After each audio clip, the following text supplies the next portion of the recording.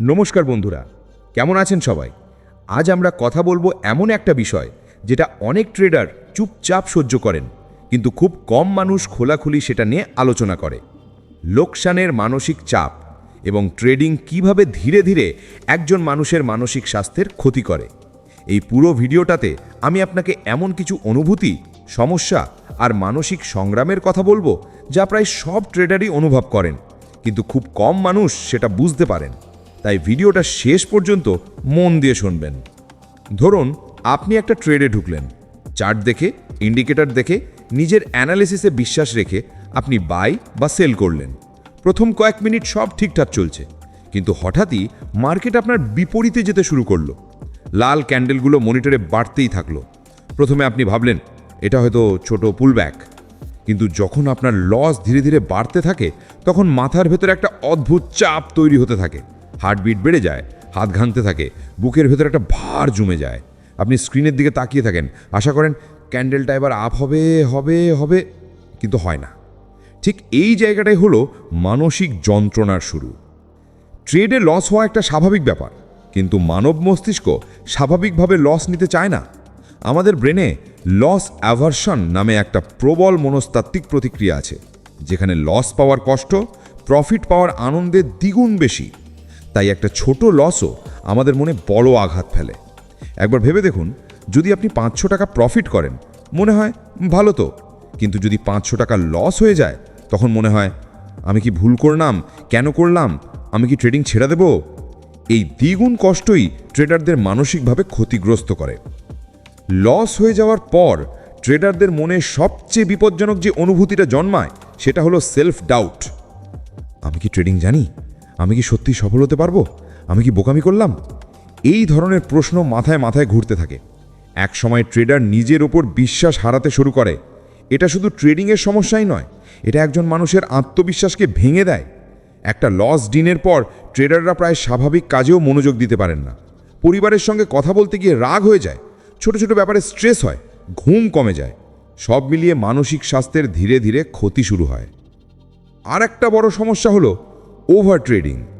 মানুষ যখন লস সামলাতে পারে না তখন সে ভাবে আর একটা ট্রেড নিলেই লসটা কভার হয়ে যাবে। এই মানসিক চাপ তাকে ঠেলে দেয় রিভেঞ্জ ট্রেডিংয়ের দিকে, এবং রিভেঞ্জ ট্রেডিং প্রায় কখনোই প্রফিট দেয় না, বরং লস আরও বাড়ে, মানসিক চাপ আরও বেড়ে যায়, এবং এই চক্রটা চলতেই থাকে। একসময় ট্রেডার বুঝতেও পারে না যে সে মানসিকভাবে ভেঙে পড়ছে। এটা আসলে একটা অ্যাডিকশনের মতো। চার্টের ওঠানামা দেখতে দেখতে মস্তিষ্ক ডোপামিনে আসক্ত হয়ে যায়। জিতলে উত্তেজনা, হারলে ব্যথা। এই আবেগের রোলার কোস্টারই মানসিক স্বাস্থ্যকে নষ্ট করে ফেলে। মানুষ ভাবে ট্রেডিং শুধু স্কিল আর টেকনিক্যাল অ্যানালিসিসের খেলা, কিন্তু না, ট্রেডিং 70% মানসিক খেলা। যে মানুষ নিজের আবেগ নিয়ন্ত্রণ করতে পারে না, সে যতই ইন্ডিকেটর জানুক, যতই স্ট্র্যাটেজি শিখুক, সে বারবার লস করবে। কারণ মার্কেটের বিপরীতে পথে যখন ট্রেড যাবে তখন মাথা ঠান্ডা রাখাই সবচেয়ে বড় দক্ষতা। আপনি কি লক্ষ্য করেছেন, ট্রেড করার পর আপনি অতিরিক্ত ক্লান্ত অনুভব করেন? এটা শুধু শরীরের ক্লান্ত নয়, এটা মানসিক ক্লান্ত।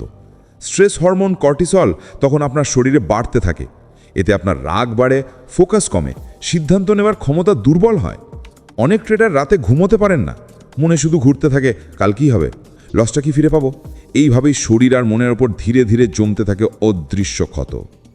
ধীরে ধীরে ট্রেডাররা সামাজিক জীবন থেকেও দূরে সরে যেতে শুরু করে, কারণ মাথায় তখন শুধু লস, চার্ট, প্রফিট লস আর পরের ট্রেডের চিন্তা।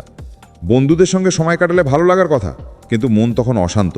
পরিবারের সঙ্গে বসে থাকলেও চিন্তা যায় না। কেউ যদি জিজ্ঞেস করে কেমন আছো, ভালো না লাগলেও আপনি জোর করে হাসেন, কারণ বেশিরভাগ ট্রেডারই নিজের লস কাউকে বলতে চান না। এটা একটা সাইলেন্ট ব্যথা। সবচেয়ে বড় ক্ষতি কি জানেন?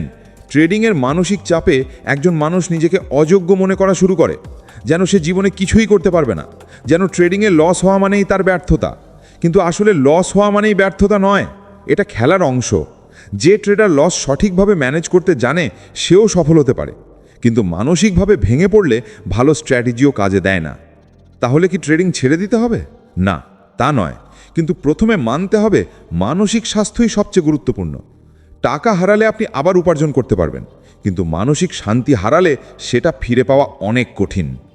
ট্রেড করার আগে আপনাকে নিজের সাথে চুক্তি করতে হবে, আমি লস নেব কিন্তু মাথা হারাবো না, আমি রিভেঞ্জ ট্রেড করব না, আমি দিনের শেষে মানসিক শান্তিকে প্রথমে রাখব। ট্রেডিংয়ের যাত্রা একটি দীর্ঘ, কঠিন এবং আবেগপূর্ণ পথ। প্রতিদিনই আপনি জিতবেন না, প্রতিদিনই আপনি হারবেনও না, কিন্তু প্রতিদিনই আপনি শিখবেন নিজের মনকে কিভাবে নিয়ন্ত্রণ করতে হয়। এটাই একজন ট্রেডারের সবচেয়ে বড় শক্তি। শেষ কথা, লস হওয়া মানে আপনি খারাপ ট্রেডার নন। লস সামলে পরের দিন আবার উঠে দাঁড়ানোর ক্ষমতা, এটাই আপনাকে প্রকৃত ট্রেডার বানাবে। নিজের মানসিক স্বাস্থ্যের যত্ন নিন, চাপ কমান এবং মনে রাখুন, মার্কেট আপনার শত্রু নয়। আপনার সবচেয়ে বড় শত্রু হলো আপনার নিজের ভিতরের ভয়, দুশ্চিন্তা এবং আবেগ। ওগুলোকে জয় করতে পারলেই আপনি সফল হবেন। ধন্যবাদ বন্ধুরা। ভিডিওটা যদি ভালো লাগে তাহলে লাইক করুন, শেয়ার করুন আর কমেন্টে জানিয়ে দিন ট্রেডিংয়ের কোন মানসিক চ্যালেঞ্জগুলো আপনার সবচেয়ে বেশি হয়। আমরা আবার দেখা হবে পরের ভিডিওতে।